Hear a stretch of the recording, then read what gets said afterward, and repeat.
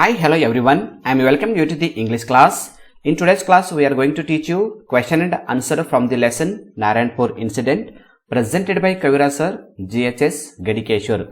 ಇವತ್ತಿನ ತರಗತಿಗೆ ತಮ್ಮೆಲ್ಲರಿಗೂ ಸ್ವಾಗತ ಬಯಸ್ತಾ ಇವತ್ತಿನ ತರಗತಿಯಲ್ಲಿ ನಾವು ಇಂಗ್ಲಿಷ್ ದ್ವಿತೀಯ ಪಠ್ಯ ಪುಸ್ತಕದ ನಾರಾಯಣಪುರ್ ಇನ್ಸಿಡೆಂಟ್ ಒಂದು ಸಪ್ಲಿಮೆಂಟರಿ ರೀಡಿಂಗ್ ಒಂದು ಪಾಠದ ಪ್ರಶ್ನೋತ್ತರಗಳನ್ನ ನಾವು ಡಿಸ್ಕಷನ್ ಮಾಡೋಣ. ಈ ಹಿಂದಿನ ವಿಡಿಯೋಲಿ ನಾರಾಯಣಪುರ್ ಇನ್ಸಿಡೆಂಟ್ ಅನ್ನೋ ಪಾಠದ ಸಾರಾಂಶ ಕೂಡ ಮಾಡಿದ್ವಿ. ಆ ಸಾರಾಂಶದ ಪಾಠವನ್ನು ಮುಂಚೆ ನೋಡಿ ಆನಂತರ ಪ್ರಶ್ನೋತ್ತರ ನೋಡಿದರೆ ಖಂಡಿತವಾಗೂ ತಮಗೆ ಸರಳವಾಗಿ ಅರ್ಥ ಆಗುತ್ತೆ. ಈ ಪಾಠದ ಸಾರಾಂಶದ ವಿಡಿಯೋನ ನೋಡಬೇಕಂದ್ರೆ ಅದರ ಲಿಂಕನ್ನು ಡಿಸ್ಕ್ರಿಪ್ಷನ್ ಬಾಕ್ಸಲ್ಲಿ ಕೊಟ್ಟಿರ್ತೀನಿ, ಅದನ್ನು ಕೂಡ ನೋಡಿ ಆನಂತರ ಈ ಪ್ರಶ್ನೋತ್ತರಗಳ ವಿಡಿಯೋನ ನೋಡಿ.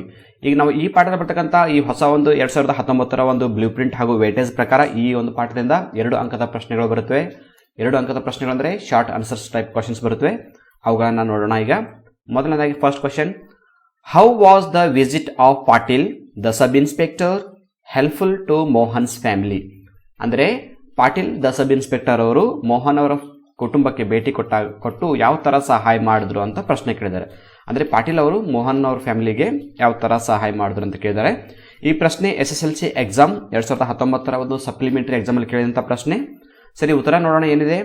Patil the sub inspector warns about the police raid and took away the cyclostyling machine, thus he helped them by avoiding Mohan's arrest. ಅಂದರೆ ಪಾಟೀಲ್ ದ ಸಬ್ ಇನ್ಸ್ಪೆಕ್ಟರ್ ಅವರು ಬ್ರಿಟಿಷ್ ಪೊಲೀಸರು ತಮ್ಮ ಮನೆಯ ಮೇಲೆ ದಾಳಿಯನ್ನು ಮಾಡ್ತಾ ಇದ್ದಾರೆ ಇವತ್ತು ರಾತ್ರಿ, ಹೀಗಾಗಿ ಆ ಸೈಕಲ್ ಸ್ಟೈಲಿಂಗ್ ಮಷೀನ್ ಅನ್ನು ವಾಪಸ್ ಕೊಟ್ಟು ಬಿಡಿ ಅಂತ ಹೇಳ್ತಾರೆ. ಈ ಥರ ಮೋಹನ್ನ ಒಂದು ಅರೆಸ್ಟ್ ಆಗೋದನ್ನು ತಪ್ಪಿಸುವ ಸಲುವಾಗಿ ಅವರು ಸಹಾಯವನ್ನು ಮಾಡಿದ್ರು. ಇಲ್ಲಿ ಪಾಟೀಲ್ ಅವರು ಯಾವ ಥರ ಸಹಾಯ ಮಾಡಿದ್ರು ಅನ್ನೋದು ನಾವು ತಿಳ್ಕೊಂಡಿವಿ. ಸೊ ನೆಕ್ಸ್ಟ್ ಕ್ವಶನ್ ನೋಡೋಣ. Why were Manju and Babu disappointed with the march? Manju ಮತ್ತು ಬಾಬು ಇಬ್ಬರಿಗೂ ಕೂಡ ಈ ಒಂದು ಚಳವಳಿಯನ್ನು, ಈ ಒಂದು ಹೋರಾಟವನ್ನು ನೋಡಿ ನಿರಾಶೆ ಆಗುತ್ತದೆ. ಯಾಕೆ ನಿರಾಶೆ ಆಗುತ್ತೆ ಅಂತ ಕೇಳಿದ್ದಾರೆ. ಸೊ ಈ ಪ್ರಶ್ನೆ SSLC ಎಕ್ಸಾಮ್ 2019ರ ಒಂದು ಮಾರ್ಚಲ್ಲಿ ಕೇಳಿದ್ದು ಪ್ರೈವೇಟ್ ರಿಪೀಟರ್ಸ್ಗಾಗಿ. ಅಷ್ಟೇ ಅಲ್ಲದೆ 2018ರ ಒಂದು ಸಪ್ಲಿಮೆಂಟರಿ ಎಕ್ಸಾಮಲ್ಲಿ ಕೂಡ ಕೇಳಿದರು ಮತ್ತು 2018ರ ಒಂದು ಆ್ಯನ್ಯುವಲ್ ಎಕ್ಸಾಮಲ್ಲಿ ಕೂಡ ಕೇಳಿದರು. ಈ 3 ಎಕ್ಸಾಮಲ್ಲಿ ಇದು ರಿಪೀಟ್ ಆದಂಥ ಪ್ರಶ್ನೆ. ಸೊ ನೋಡಿ, ಬಾಬು ಮತ್ತು ಮಂಜು ಯಾಕೆ ಡಿಸಪಾಯಿಂಟ್ಮೆಂಟ್ ಆದರು ಅಂತ ತಿಳ್ಕೊಳ್ಳೋಣ ಆನ್ಸರ್ ಮೂಲಕ. The march was unusual and silent one. Unusual ಅಂದರೆ ಅಸಾಮಾನ್ಯವಾಗಿತ್ತು. ಅಂದರೆ ವಿದ್ಯಾರ್ಥಿಗಳು ಮಾಡ್ತಕ್ಕಂಥ ಚಳವಳಿ ಅಸಾಮಾನ್ಯವಾಗಿತ್ತು ಮತ್ತು ಶಾಂತವಾಗಿತ್ತು. There were no slogans, no shouts and no any violence.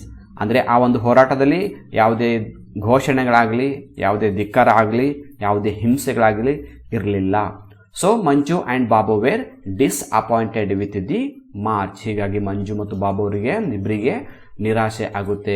ಸಹಜವಾಗಿ ಚಿಕ್ಕ ಮಕ್ಕಳಿಗೆ ಏನಾಗುತ್ತೆ ಅಂದರೆ ಹೋರಾಟ ಆಗ್ತಿರ್ಬೇಕಾದ್ರೆ ಪೊಲೀಸರ ಮಧ್ಯೆ ಮತ್ತು ವಿದ್ಯಾರ್ಥಿಗಳ ಮಧ್ಯೆ ಗಲಾಟೆ ಆಗ್ತೇನೋ, ಜಗಳ ಆಗುತ್ತೇನೋ ಅಂತ ನೋಡಬೇಕನ್ನೋ ಒಂದು ಕುತೂಹಲ ಇರುತ್ತೆ. ಬಟ್ ಇಲ್ಲಿ ಅಂಥದ್ದು ಯಾವುದೇ ಒಂದು ಹಿಂಸೆಯಿಂದ ಕೂಡಿದಂಥ ಒಂದು ಚಟುವಟಿಕೆಗಳು ನಡೆದಿರಲಿಲ್ಲ. ಹೀಗಾಗಿ ಅವರಿಬ್ಬರಿಗೂ ನಿರಾಶೆ ಆಗುತ್ತೆ.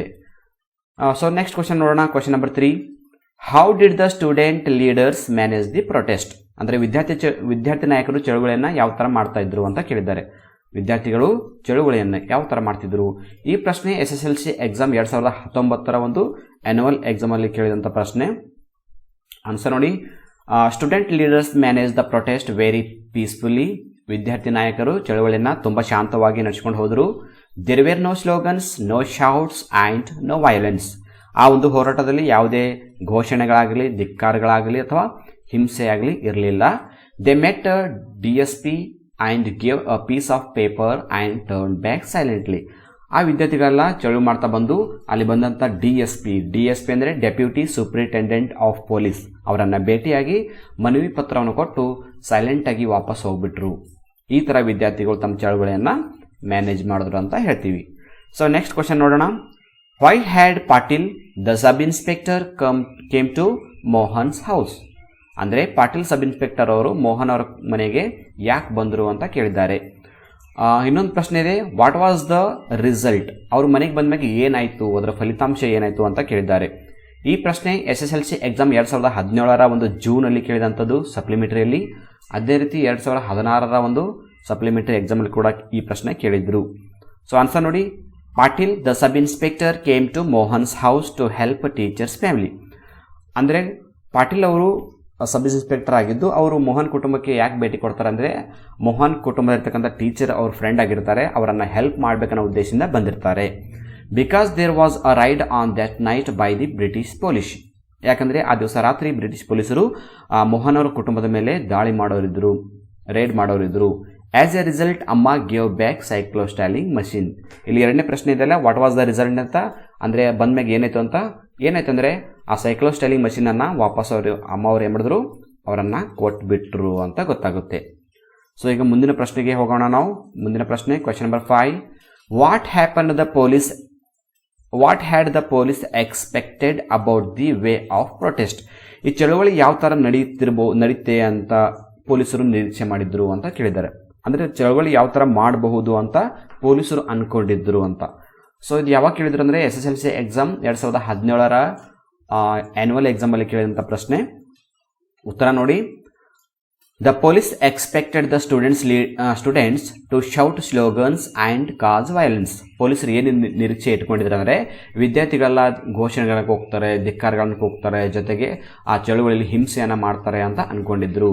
This would make the police to arrest them, beat them up and imprison them. ಅದಕ್ಕಾಗಿ ಆ ಥರ ಒಂದು ಮಾಡಿದರೆ ಪೊಲೀಸರು ಏನು ಮಾಡ್ಕೊಂಡು ಪ್ಲ್ಯಾನ್ ಮಾಡಿದ್ರು ಅಂದರೆ ಅವರನ್ನು ಅರೆಸ್ಟ್ ಮಾಡಬೇಕು, ಅವರನ್ನು ಹೊಡಿಬೇಕು, ಅವರನ್ನು ಬಂಧನದಲ್ಲಿ ಇಡಬೇಕು ಅಂತ ಅಂದ್ಕೊಂಡಿದ್ರು. ಈ ಥರ ಚಳುವಳಿ ಆಗುತ್ತೆ, ನಾವು ಈ ಥರ ಅವರ ಮೇಲೆ ಪನಿಷ್ಮೆಂಟ್ ಕೊಡಬೇಕು ಅಂತ ಪೊಲೀಸರು ನಿರೀಕ್ಷೆ ಇಟ್ಕೊಂಡಿದ್ರು. ಸೊ ನೆಕ್ಸ್ಟ್ ಕ್ವಶನ್ ನೋಡೋಣ. Question number 6. How were the students marching an unusual march. ವಿದ್ಯಾರ್ಥಿಗಳು ಮಾಡ್ತಕ್ಕಂಥ ಚಳವಳಿ ಒಂದು ಅಸಾಮಾನ್ಯವಾದ ಚಳವಳಿಯಾಗಿತ್ತು, ಒಂದು ಡಿಫ್ರೆಂಟ್ ಆದ ಚಳವಳಿಯಾಗಿತ್ತು. ಹೇಗೆ ಅಂತ ಕೇಳಿದ್ದಾರೆ. ಸೊ ಚಳವಳಿ ಯಾವ ಥರ ಡಿಫ್ರೆಂಟ್ ಇತ್ತು ನೋಡಿ. ಈ ಒಂದು ಪ್ರಶ್ನೆ SSLC ಎಕ್ಸಾಮ್ 2016 ಆ್ಯನ್ಯುವಲ್ ಎಕ್ಸಾಮಲ್ಲಿ ಕೇಳಿದಂಥ ಪ್ರಶ್ನೆ. The students marching in Narayanpur was an unusual march. ನಾರಾಯಣಪುರದಲ್ಲಿ ವಿದ್ಯಾರ್ಥಿಗಳು ಮಾಡ್ತಕ್ಕಂಥ ಚಳವಳಿ ಒಂದು ಸಾಮಾನ್ಯವಾದ ಮತ್ತು ಡಿಫ್ರೆಂಟ್ ಆದ ಚಳವಳಿ ಆಗಿತ್ತು. Because there were no slogans, no shouts and no violence. ಯಾಕೆ ಆ ಚಳವಳಿ ಅಸಾಮಾನ್ಯವಾಗಿತ್ತು ಅಂದರೆ ಆ ಒಂದು ಹೋರಾಟದಲ್ಲಿ ಯಾವುದೇ ಘೋಷಣೆಗಳಾಗಲಿ, ಧಿಕ್ಕಾರಗಳಾಗಲಿ ಅಥವಾ ಹಿಂಸೆ ಆಗಲಿ ಇರಲಿಲ್ಲ. Their march was a peaceful one. ಅವರ ಹೋರಾಟ ತುಂಬ ಶಾಂತಿಯುತವಾಗಿತ್ತು. ಹೀಗಾಗಿ ಇದನ್ನು ಸಾಮಾನ್ಯ ಅಂತೀವಿ, ನಾವು ಅಸಾಮಾನ್ಯವಾಗಿತ್ತು ಅಂತೀವಿ. ಯಾಕೆ ಸಾಮಾನ್ಯ ಅನ್ನೋದಕ್ಕೆ, ಸಾಮಾನ್ಯವಾಗಿ ನಾವು ಸ್ಟ್ರೈಕ್ಗಳನ್ನ, ಹೋರಾಟಗಳನ್ನ ಮಾಡಿದಾಗ ನೋಡ್ತೀವಿ ಎಷ್ಟೋ ಹಿಂಸೆಗಳಾಗುತ್ತೆ, ಎಷ್ಟೋ ಪಬ್ಲಿಕ್ ಪ್ರಾಪರ್ಟಿ ಲಾಸ್ ಆಗೋದನ್ನು ಕಾಣ್ತೀವಿ. ಬಟ್ ಇಲ್ಲಿ ಅಂಥದ್ದು ಯಾವುದೇ ರೀತಿಯ ಆಸ್ತಿಯಾಗಲಿ, ಯಾವುದೇ ಒಂದು ಸಾರ್ವಜನಿಕ ಜೀವಗಳಾಗಲಿ ನಷ್ಟ ಆಗಲಿಲ್ಲ. ಹೀಗಾಗಿ ಇದೊಂದು ಅಸಾಮಾನ್ಯವಾದ ಚಳವಳಿ ಆಗಿತ್ತು ಅಂತ ನಾವು ಕನ್ಸಿಡರ್ ಮಾಡ್ತೀವಿ. ಸೊ ನೆಕ್ಸ್ಟ್ ಕ್ವಶನ್ ನೋಡೋಣ. Question number 7. Why had Patil the sub inspector came to Mohan's house?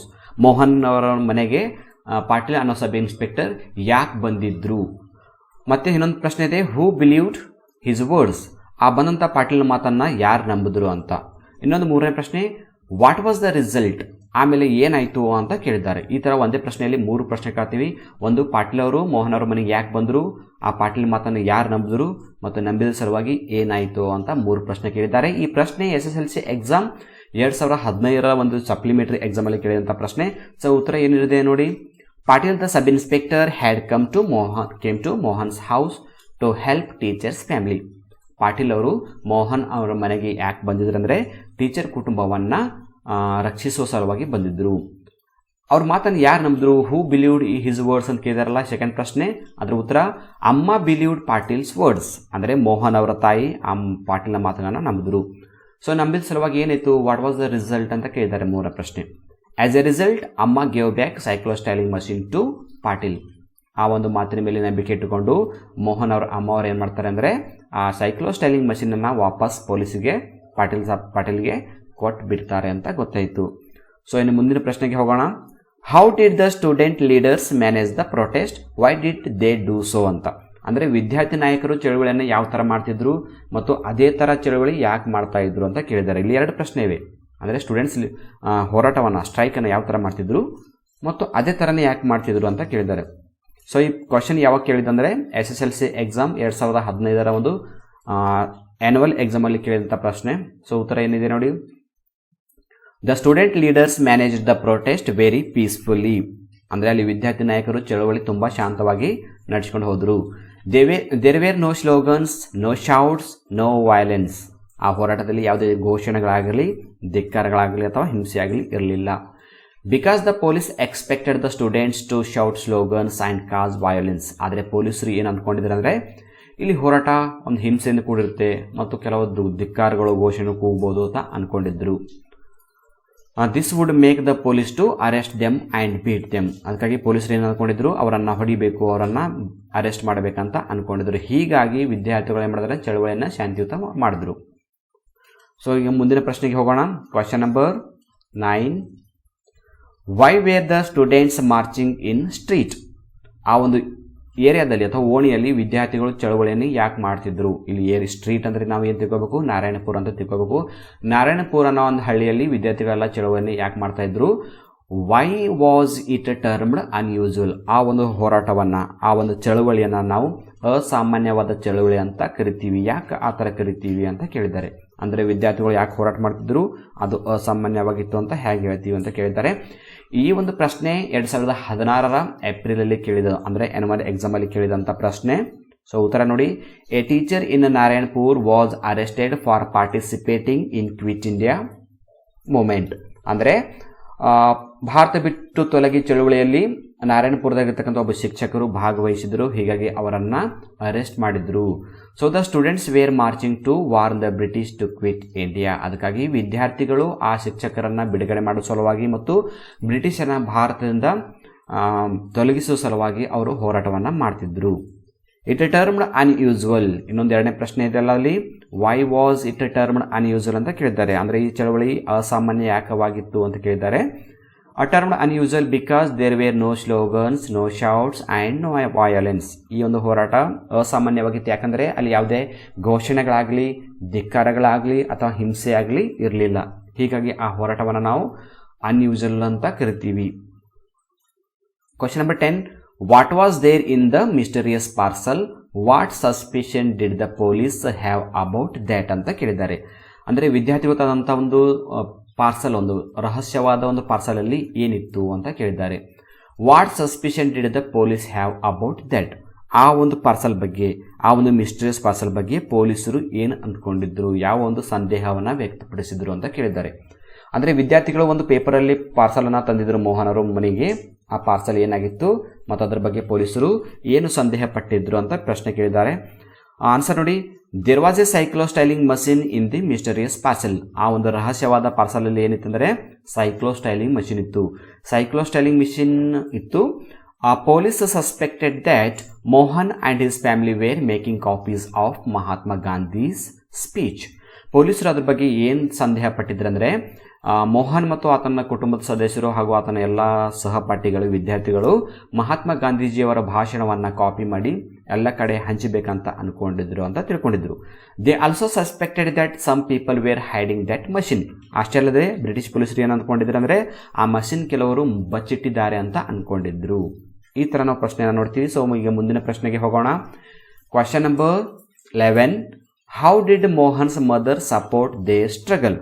ಆ ವಿದ್ಯಾರ್ಥಿಗಳು ಮಾಡ್ತಕ್ಕಂಥ ಚಳವಳಿಗೆ ಮೋಹನ್ ಅವರ ತಾಯಿ ಯಾವ ಥರ ಸಹಕಾರ ಕೊಟ್ಟರು, ಯಾವ ಥರ ಸಪೋರ್ಟ್ ಮಾಡಿದ್ರು ಅಂತ ಕೇಳಿದ್ದಾರೆ. ಸೊ ಆನ್ಸರ್ ನೋಡಿ, Suman and his friend brought cyclostyling machine to Mohan's house. Suman ಅಂದರೆ ಸ್ಟೂಡೆಂಟ್ಸ್ ಲೀಡರ್ ಇದ್ದ.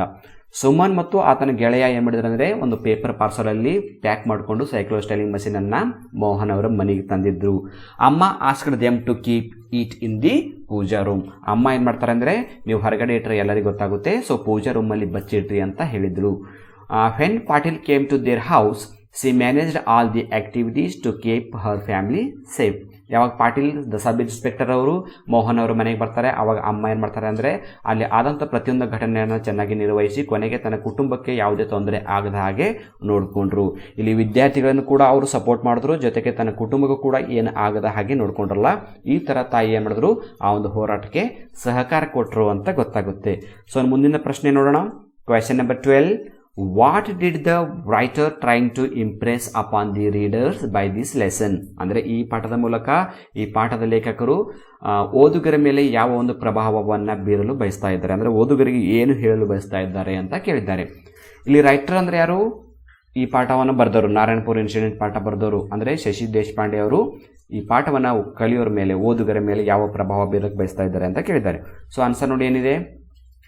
During 1942 people were struggling for the freedom.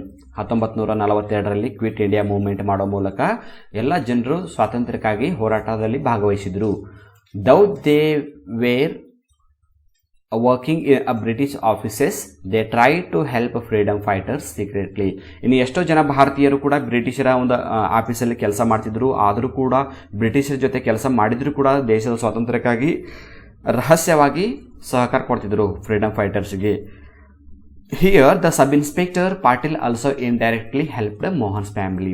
ಈ ಪಾಠದಲ್ಲಿ ಪಾಟೀಲ್ ಅವರು ಸಬ್ ಇನ್ಸ್ಪೆಕ್ಟರ್ ಆಗಿದ್ದರು, ಅವರು ಬ್ರಿಟಿಷ್ ಒಂದು ಆಫೀಸಲ್ಲಿ ಕೆಲಸ ಮಾಡ್ತಿದ್ರು, ಆದರೂ ಕೂಡ ಅವರು ಕೂಡ ಒಬ್ಬರು ಭಾರತೀಯರಾಗಿದ್ದರು. ಹೀಗಾಗಿ ಭಾರತದ ಹೋರಾಟಕ್ಕೆ ಭಾರತೀಯ ಹೋರಾಟಗಾರನ ಪ್ರೋತ್ಸಾಹ ಕೊಡ್ತಿದ್ರು ಅಂತ ಗೊತ್ತಾಗುತ್ತೆ.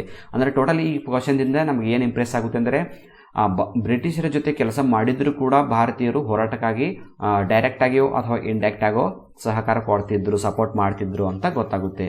ಸೊ ಇನ್ನೊಂದು ಪ್ರಶ್ನೆ ನೋಡೋಣ. Question number 13. A police officer was seen talking to the student leader. Can you guess what was the officer had been talking to them? ಅಂದರೆ ಅಲ್ಲಿ ಹೋರಾಟ ಮಾಡ್ತಿರಬೇಕಾದ್ರೆ DSP ಅವರು ಪೊಲೀಸರು ಬರ್ತಾರೆ, ಪೊಲೀಸರ ಮಧ್ಯೆ ಮತ್ತು ವಿದ್ಯಾರ್ಥಿಗಳ ಮಧ್ಯೆ ಮಾತುಕತೆ ನಡೆದಿರ್ತಲ್ಲ, ಆ ಮಾತುಕತೆ ಎದ್ರ ಬಗ್ಗೆ ಇತ್ತು ನಿಮಗೆ ಗೊತ್ತದನಂತ ಕೇಳಿದ್ದಾರೆ. ಅಂದರೆ ಅವರು ಎದ್ರ ಬಗ್ಗೆ ಮಾತಾಡ್ತಿದ್ರು, ಸ್ಟೂಡೆಂಟ್ಸ್ ಲೀಡರ್ ಮತ್ತು DSP ಅವರು ಎದ್ರ ಬಗ್ಗೆ ಮಾತಾಡ್ತಿದ್ರು ಅಂತ ಕೇಳಿದ್ದಾರೆ. ಸೊ ಆನ್ಸರ್ ನೋಡಿ ಏನಿದೆ, yes they were discussing about the protest. ಹೌದು, ಅಲ್ಲಿ ಪೊಲೀಸರಾಗಿರ್ಬೋದು ಮತ್ತು ಅಲ್ಲಿ ಬಂದಂಥ ವಿದ್ಯಾರ್ಥಿಗಳಾಗಿರ್ಬೋದು ಆ ಒಂದು ಹೋರಾಟ ಯಾಕೆ ಮಾಡ್ತಿದ್ವಿ ಅನ್ನೋದ್ರ ಬಗ್ಗೆ ಡಿಸ್ಕಸ್ ಮಾಡ್ತಿದ್ರು. DSP was getting information about the march and collected a piece of paper from the students leader. ಅಲ್ಲಿ ಬಂದಂಥ DSP deputy superintendent of police ಅವರು ಏನು ಮಾಡ್ತಾರೆ ಅಂದರೆ ಬ್ರಿಟಿಷ್ ಪೊಲೀಸ್ ಅಧಿಕಾರಿ ಆ ವಿದ್ಯಾರ್ಥಿಗಳಿಂದ ಮನವಿ ಪತ್ರವನ್ನು ಸ್ವೀಕಾರ ಮಾಡಿ ಅವರು ಯಾಕೆ ಹೋರಾಟ ಮಾಡ್ತಿದ್ದಾರೆ, ಆ ಹೋರಾಟದ ಉದ್ದೇಶವೇನು ಅಂತ ಕೂಡ ತಿಳ್ಕೊಂಡ್ರು. Students were also presented their demands. ವಿದ್ಯಾರ್ಥಿಗಳು ಕೂಡ ತಮ್ಮ ಬೇಡಿಕೆಗಳನ್ನು ಪೊಲೀಸ್ ಆಫೀಸರ್ಗೆ ಸಲ್ಲಿಸಿದ್ರು ಅಂತ ಗೊತ್ತಾಗುತ್ತೆ. ಇಲ್ಲಿವರೆಗೆ ನಾವು ಈ ಪಾಠದ ಒಂದು ಸಾರಾಂಶವನ್ನು ಮತ್ತು ಈ ಪಾಠಕ್ಕೆ ಸಂಬಂಧಪಟ್ಟಂತೆ ಪ್ರಶ್ನೋತ್ತರಗಳ ಡಿಸ್ಕಷನ್ ನೋಡಿದ್ವಿ. ಈ ಪಾಠಕ್ಕೆ ಸಂಬಂಧಪಟ್ಟಂತೆ ಸಾರಾಂಶದ ವಿಡಿಯೋನ ನೋಡಬೇಕಂದ್ರೆ ಅದರ ಲಿಂಕನ್ನು ಡಿಸ್ಕ್ರಿಪ್ಷನ್ ಬಾಕ್ಸಲ್ಲಿ ಕೊಟ್ಟಿರ್ತೀನಿ, ನೋಡ್ಬೋದು. ಈ ಪಾಠಕ್ಕೆ ಸಂಬಂಧಪಟ್ಟಂತೆ ಈ ಪ್ರಶ್ನೋತ್ತರಗಳಿಗೆ ಸಂಬಂಧಪಟ್ಟಂತೆ ಏನಾದರೂ ಡೌಟ್ಸ್ ಇದ್ದರೆ ಕಾಮೆಂಟ್ ಬಾಕ್ಸಲ್ಲಿ ಕಾಮೆಂಟ್ ಮಾಡಿ, ಅದಕ್ಕೆ ಉತ್ತರವನ್ನು ಕೊಡಲು ನಾನು ಖಂಡಿತವಾಗಲೂ ಪ್ರಯತ್ನ ಮಾಡ್ತೀನಿ ಅಂತ ಈ ಮೂಲಕ ತಮಗೆ ಹೇಳಕ್ಕೆ ಇಷ್ಟಪಡ್ತೀನಿ. If you like the video, subscribe to our channel to get more videos. Thank you all for watching the video. If you like the video, like, share and comment now.